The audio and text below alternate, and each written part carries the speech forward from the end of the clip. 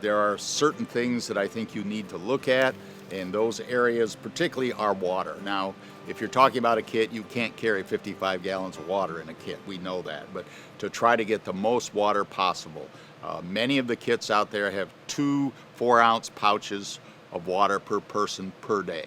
That came out of the U.S. Coast Guard, and that's you have to remember that's lying in a life raft doing pretty much nothing. So water is very important. Even if you buy a kit, we suggest that you get water and store it close to by where you might be.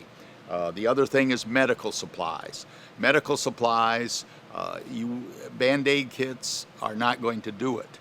It's okay to have a Band-Aid kit. I'm not saying that against it, but you need something that's going to stop the bleeding and something that will prevent or halt infection.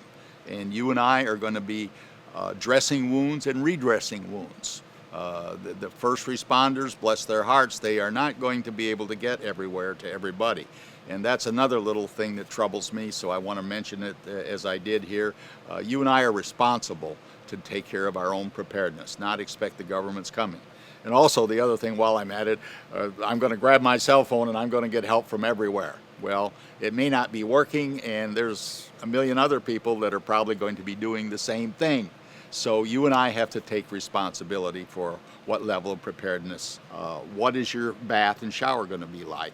You may not have water, and we have something in our kits and the things that I'm relating to. We believe our kits are some of the strongest ones out there.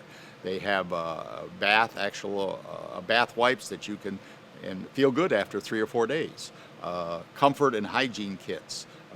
I had a fellow guy said, "Why do you want a toothbrush in your kit?" And I said, "How does your teeth feel after a day and a half?"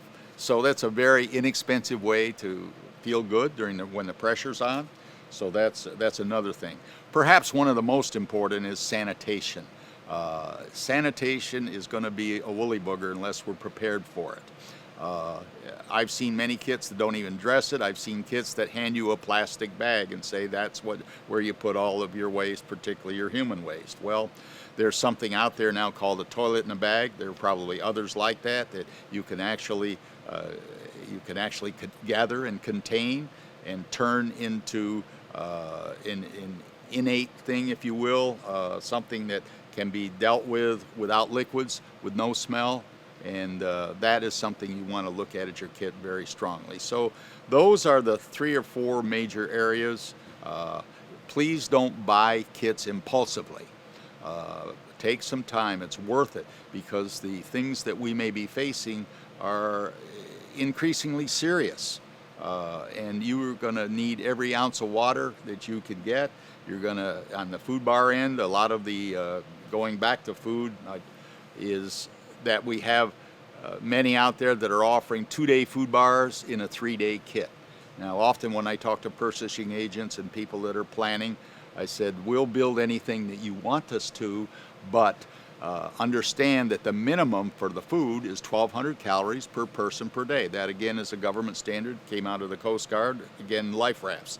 If you've ever taken a cruise in the life rafts or the water pouches I mentioned earlier, and the food bars. And the minimum on the food bars is 1,200 calories per person per day. So if you see a kit that advertises 3 days with a 2,400 calorie food bar, it's not a 3-day kit as far as food is concerned. So the encouragement here is to shop carefully, think through your situation, and get a kit that will be a wow for you.